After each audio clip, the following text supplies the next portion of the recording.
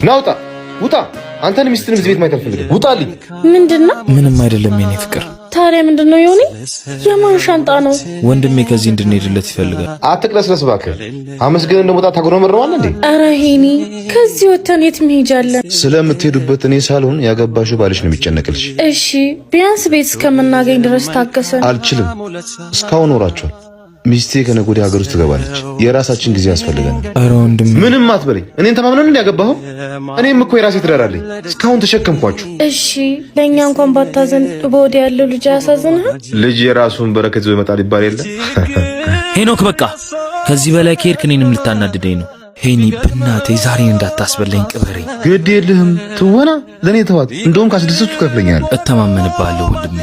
መጣች። እንደ አንተ አይነት ወንድም ስላለኝ በጣም እድለኛ ነኝ። በላውን የልጃችሁን በረከት ንገራት።